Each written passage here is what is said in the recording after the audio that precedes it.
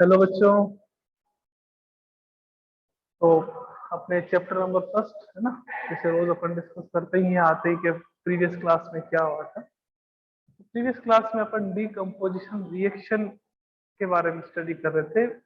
Decomposition का meaning क्या होता है ये अपन ने बताया था, और उसके साथ साथ टाइप ऑफ डीकम्पोजिशन रिएक्शन देख रहे थे, जिसमें thermal decomposition, electrolytic decomposition and next one is photolytic decomposition. Photolytic decomposition का मीनिंग क्या हो गया कि जो डीकम्पोजिशन रिएक्शन है वो कंप्लीट हो रही है in the presence of sunlight. In the presence of sunlight, sunlight के प्रेजेंस में अगर कोई डीकम्पोजिशन रिएक्शन कंप्लीट होती है तो उस डीकम्पोजिशन रिएक्शन को अपन क्या कहते हैं, फोटोलाइटिक डीकम्पोजिशन रिएक्शन, और उसको क्या कहते हैं, फोटोलाइसिस कहते हैं। फोटोलाइटिक डीकम्पोजिशन रिएक्शन और उसको क्या कहते हैं, फोटोलाइसिस कहते हैं।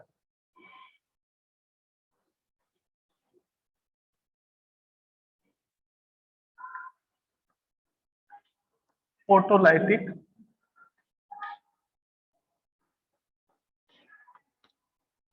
डीकम्पोजिशन रिएक्शन, और it is also known as photolysis. है ना बच्चों, अपन एनसीईआरटी जरूर सॉल्व करेंगे। जैसे चैप्टर कंप्लीट हो जाए, ये चैप्टर कंप्लीट होने के बाद में अपन अपनी एनसीईआरटी के जो भी डाउट्स हैं आपके, और उसके साथ साथ एनसीईआरटी में जो एक्टिविटीज है, मेरी मेरी ये इच्छा रहती है कि आप क्या है कि उस एक्टिविटी को आप खुद भी सॉल्व करें। है ना, अपने टॉपिक सारे क्लियर हो चुके हैं।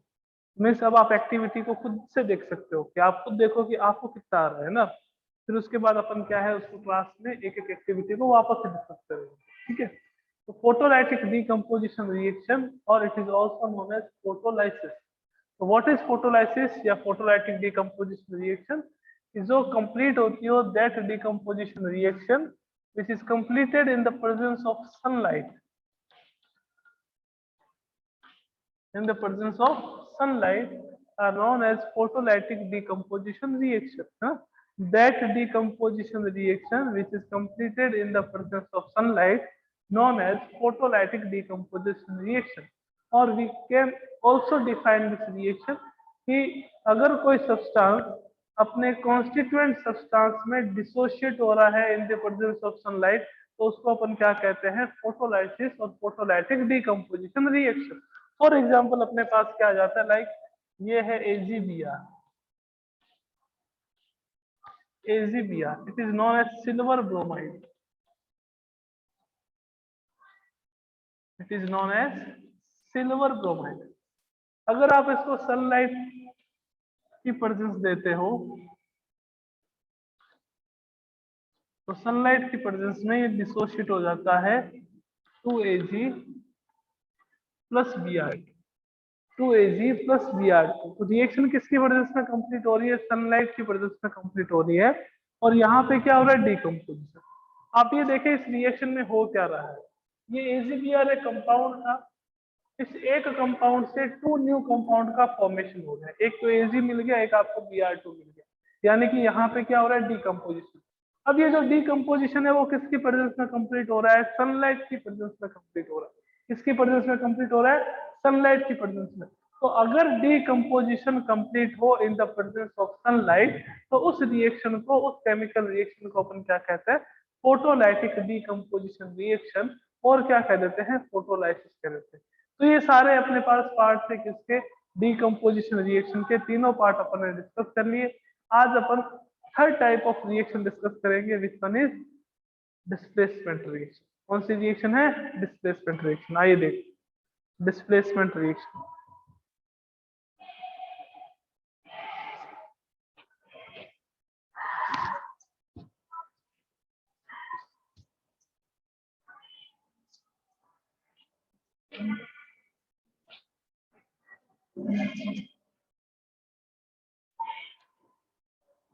Next reaction is third type of reaction,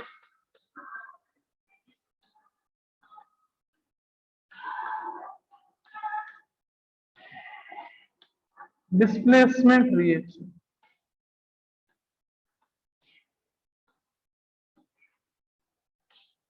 displacement reaction का मीनिंग क्या हो गया? What is the meaning of displacement reaction? Displacement reaction का मीनिंग है कि किसी भी कंपाउंड में से किसी एक आयन को डिस्प्लेस करना है। आपके पास कोई कंपाउंड है, उस कंपाउंड में से किसी आयन को डिस्प्लेस करना, उस रिएक्शन को अपन कौन सी रिएक्शन कहते हैं? डिस्प्लेसमेंट रिएक्शन कहते हैं। If an ion is displaced from any compound by other ion or other element, then the reaction is known as displacement reaction। कि अगर किसी कंपाउंड में से किसी एक आयन को किसी दूसरे एलिमेंट और आयन से क्या किया जाता है? डिस्प्लेस किया जाता है, रिप्लेस किया जाता है, तो उस रिएक्शन को अपन कौन सी रिएक्शन कहते हैं? डिस्प्लेसमेंट रिएक्शन कहते हैं। कौन सी रिएक्शन कहते हैं? डिस्प्लेसमेंट रिएक्शन कहते हैं। डिस्प्लेसमेंट रिएक्शन जो है वो अपने पास दो टाइप से होती है। फर्स्ट आती है single displacement. Single displacement reaction. Single displacement reaction. Single displacement reaction का मीनिंग क्या हो गया? जो मैंने अभी आपको डेफिनेशन बताई, वो आपके पास सिंगल डिस्प्लेसमेंट रिएक्शन की ही डेफिनेशन आती है। तो सर डिस्प्लेसमेंट की, डिस्प्लेसमेंट का मीनिंग ये होगा कि डिस्प्लेसमेंट ऑफ आयन और replacement of any ion from any other ion is known as displacement reaction. अब सिंगल डिस्प्लेसमेंट में क्या होगा अपने पास कि जैसे फॉर एग्जांपल अपने पास कोई एलिमेंट है ए, कोई कंपाउंड है बी, बी सी, कोई एलिमेंट है ए, कोई कंपाउंड है बी सी। यहाँ पे मैंने क्या करा कि जो ए है, सॉरी जो बी है, उसको मैंने ए से रिप्लेस कर दी। जो आपके पास बी है उसको मैंने किससे रिप्लेस कर दिया? ए से रिप्लेस कर दिया। इस रिएक्शन को अपन कौन सी रिएक्शन कहेंगे? Single displacement reaction. कौन सी रिएक्शन है ये? Single displacement reaction. Because in this reaction an ion of a compound is replaced by other element, so the reaction is known as single displacement reaction। reaction is known as single displacement reaction। कि यहाँ पे BC था, यहाँ पे A है, इस A को मैं यहाँ लेके आ गया और B को मैंने बाहर निकाल दिया, तो इस रिएक्शन में क्या हो रहा है? B is replaced by A, B is replaced by A, है ना, या B is displaced by A। तो इस रिएक्शन को अपन कौन सी रिएक्शन कहते हैं? सिंगल डिस्प्लेसमेंट रिएक्शन कहते हैं। फॉर एग्जांपल देखिएगा कि आपके पास ये आ गया जिंक Z, ये आ गया अपने पास H2SO4, zinc plus H2SO4। H2SO4 को क्या कहते हैं बच्चों? अपन sulphuric acid. What is the chemical name of H2SO4? The chemical name of H2SO4 is sulfuric acid। अब मैं क्या करता हूँ कि मेरे पास इसको यूं कर दिया कि हाइड्रोजन को जिंक ने डिस्प्लेस कर दिया, ZnSO4 प्लस मेरे पास क्या आ गया? H2। ZnSO4 का केमिकल नेम क्या होता है बच्चों? Zinc sulphate. Chemical name of ZnSO4 is zinc sulphate. तो इस रिएक्शन में क्या हो गया कि हाइड्रोजन को किसने रिप्लेस कर दिया? जिंक ने। इस रिएक्शन में क्या हुआ? हाइड्रोजन को किसने रिप्लेस कर दिया? जिंक ने। तो इस रिएक्शन में एक ही आयन का रिप्लेसमेंट हो रहा है या एक ही आयन का डिस्प्लेसमेंट हो रहा है। So this chemical reaction is known as single displacement reaction. कौन सी रिएक्शन कहते हैं? Single displacement reaction. तो बच्चों एक बड़ी बात, एक इंपॉर्टेंट बात अपने को हमेशा ध्यान में रखनी है। और सिंगल डिस्प्लेसमेंट रिएक्शन क्या होता है देखिएगा, more reactive element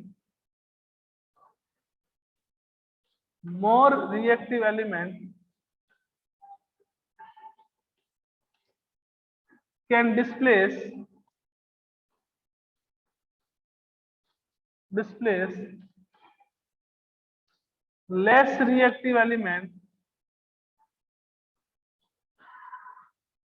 less reactive element from its compound, from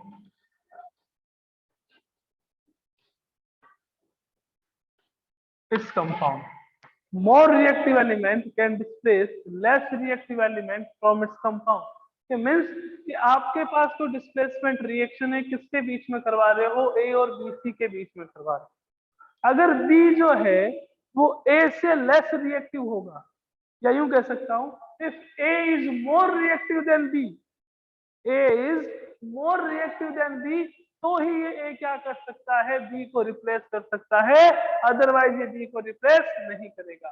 तो more reactive element can displace less reactive element from its compound. हमेशा ध्यान में रखिएगा कि सिंगल डिस्प्लेसमेंट रिएक्शन में यहाँ पे जो आप एलिमेंट ले रहे हो, जो आपके पास एलिमेंट प्रेजेंट है, वो जिस एलिमेंट को आप डिस्प्लेस करना चाहते हो उससे ज्यादा रिएक्टिव हो। मीन्स ए जो है वो हमेशा क्या हो, मोर रिएक्टिव हो किससे, बी से।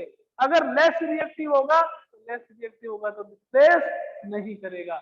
मीन्स यहाँ पे अपन यूं लिख सकते हैं कि that if less reactive element, less reactive element cannot displace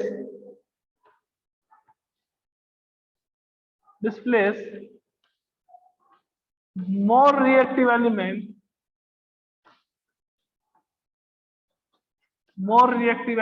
from its compound।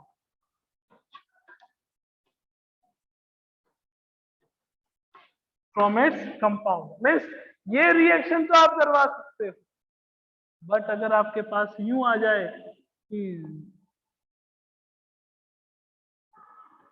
Cu plus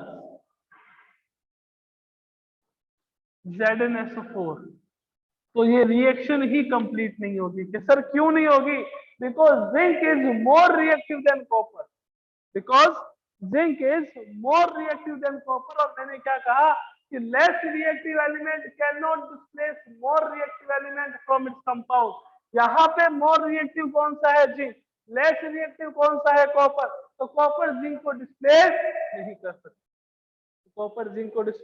नहीं कर सकता, बट यहाँ पे जिंक जो है वो मोर रिएक्टिव है, हाइड्रोजन जो है वो लेस रिएक्टिव है। जिंक क्या कर सकता है, हाइड्रोजन को डिस्प्लेस कर सकता है। तो इस रिएक्शन में देखें कॉपर जो है वो आपके पास क्या है, लेस रिएक्टिव, जिंक क्या है आपके पास, मोर रिएक्टिव, तो डिस्प्लेस नहीं करेगा तो रिएक्शन नहीं होगी। यहाँ पे जिंक जो है वो आपके पास क्या है, मोर रिएक्टिव, तो मोर रिएक्टिव है तो ये हाइड्रोजन को क्या कर सकता है, डिस्प्लेस कर सकता है।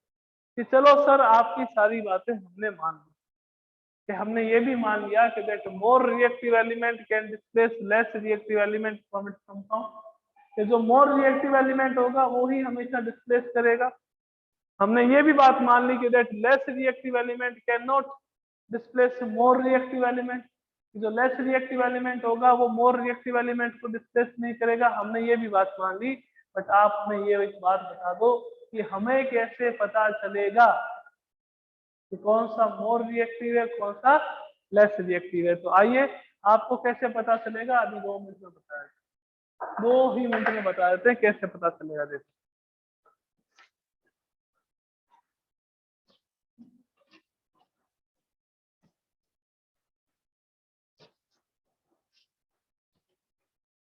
तो अपने को क्या करना है बच्चों, रिएक्टिविटी सीरीज देखनी।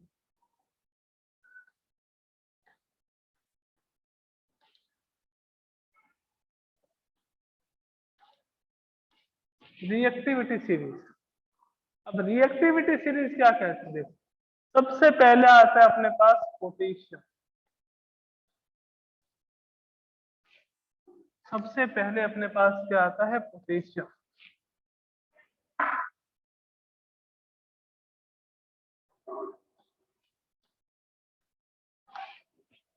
पोटेशियम के बाद आता है आपके पास सोडियम, सोडियम के बाद आता है आपके पास लिथियम, लिथियम के बाद अपने पास आ जाता है कैल्शियम, कैल्शियम के बाद आ जाता है अपने पास मैग्नीशियम, मैग्नीशियम के बाद आ जाता है एल्यूमिनियम,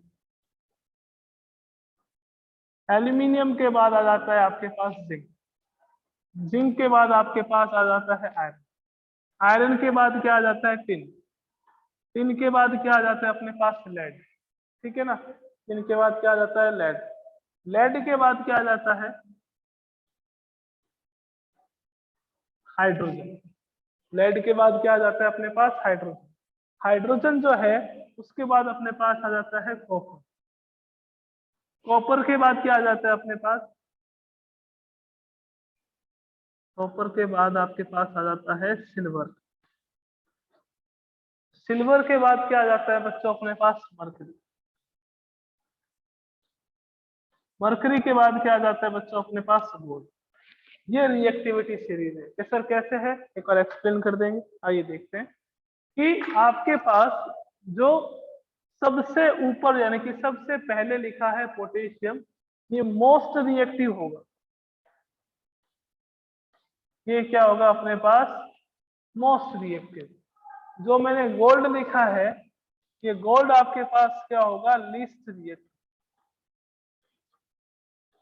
गोल्ड क्या होगा लीस्ट रिएक्टिव मीन्स कि पोटेशियम का सिंबल देख लेते हैं क्या होता है अपने पास के, सोडियम का क्या होता है Na, लिथियम का क्या होता है Li, कैल्शियम का क्या होता है Ca, मैग्नीशियम का क्या होता है Mg, एल्यूमिनियम का क्या होता है Al, जिंक का क्या होता है आपके पास Zn, आयरन का सिंबल क्या होता है बच्चों Fe, टिन का सिंबल क्या होता है Sn, लेड का सिंबल क्या होता है अपने पास Pb, हाइड्रोजन का सिंबल क्या होता है H, कॉपर का सिंबल क्या होता है Cu, सिल्वर का क्या होता है बच्चों Ag, मरकरी का क्या होता है आपके पास Hg, और गोल्ड का क्या होता है बच्चों आपके पास EU। ये सिंबल होते हैं सारों।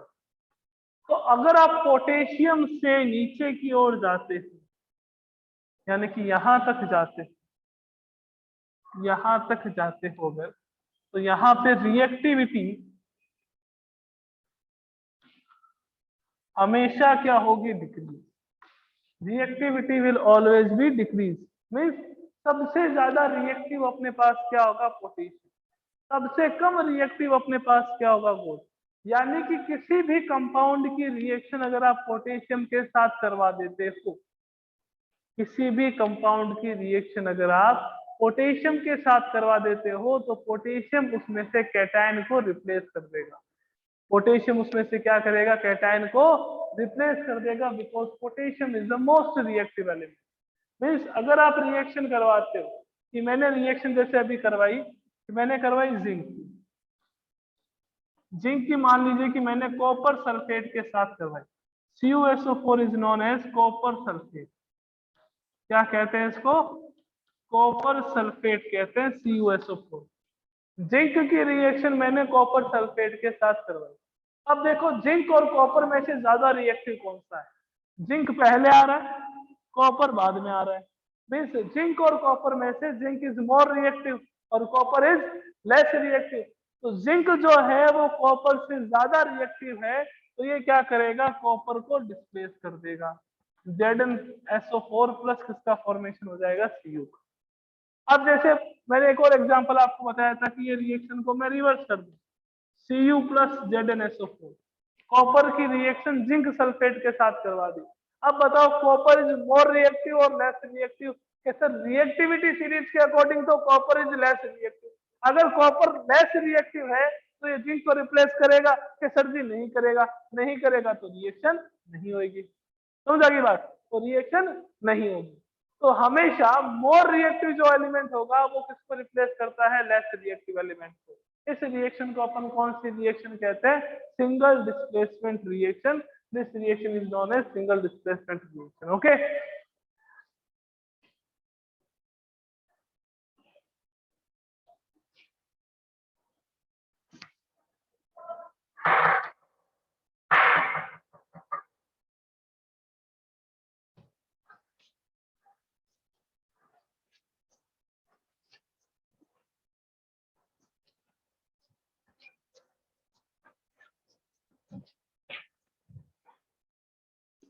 यहाँ अपने पास क्या था मरकरी,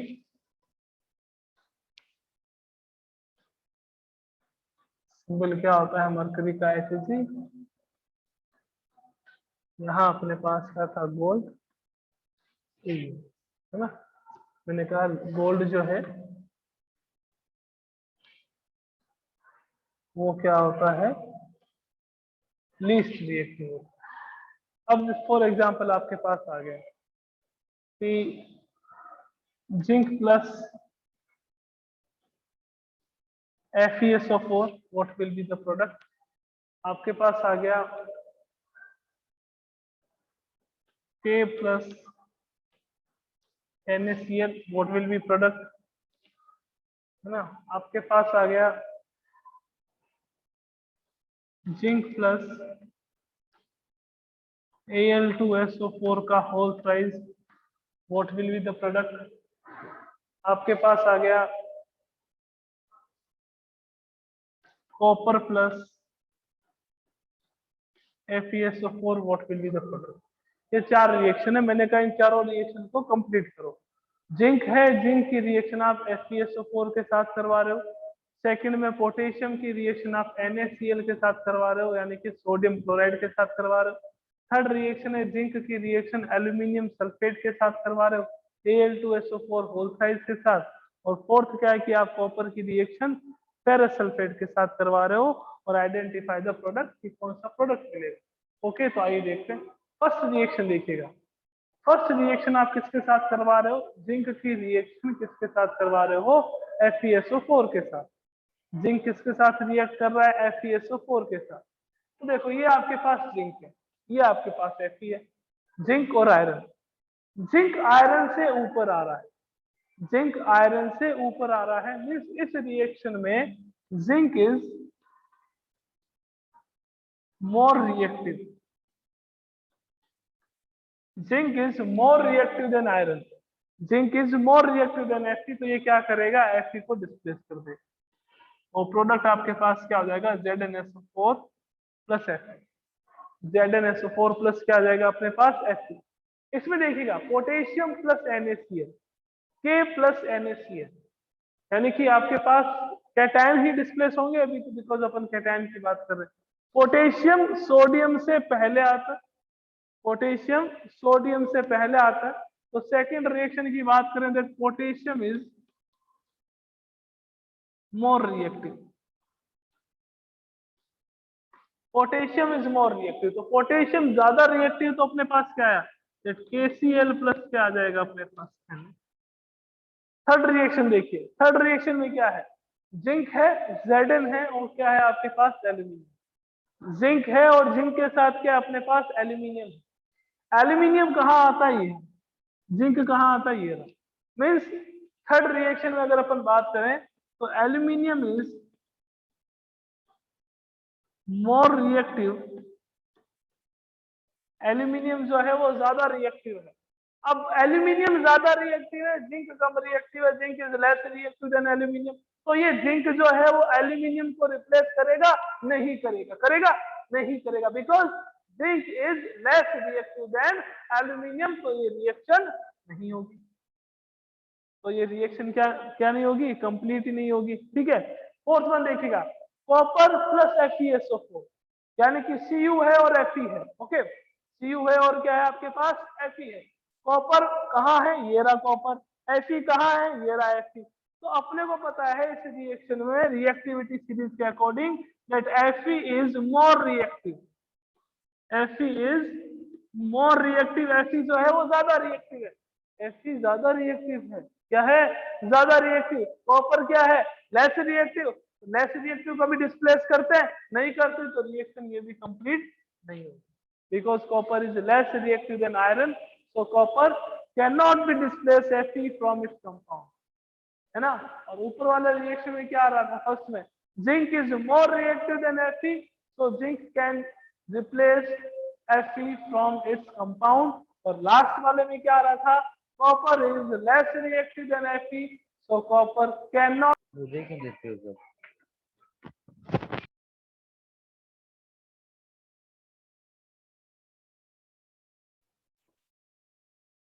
अच्छा, आवाज आ रही मेरी आपको।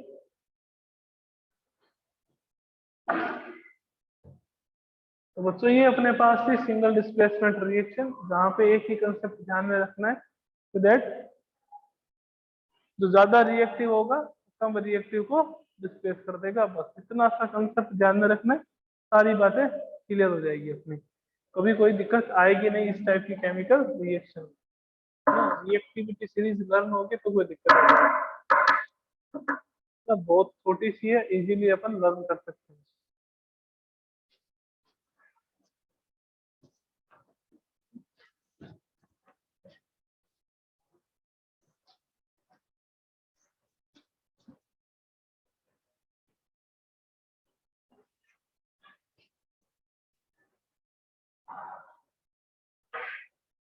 Next reaction is double displacement reaction.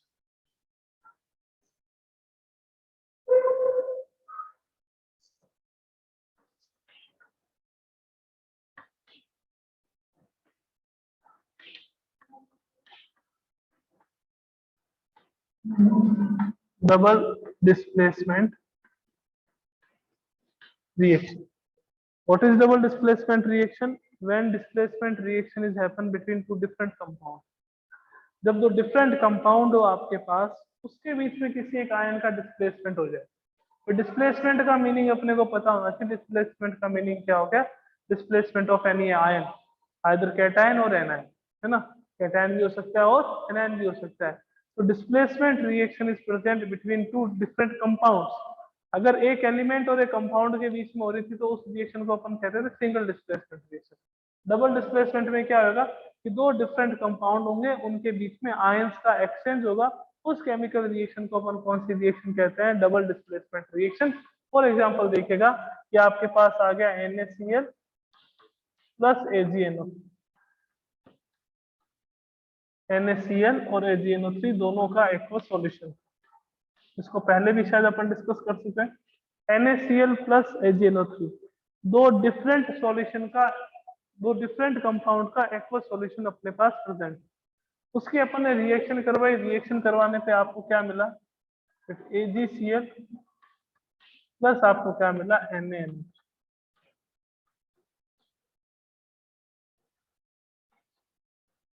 AgCl and NaNO3, है ना। तो इस रिएक्शन को प्रेसिपिटेशन रिएक्शन भी कहते हैं, बिकॉज इस रिएक्शन में पीपीटी का फॉर्मेशन होता है।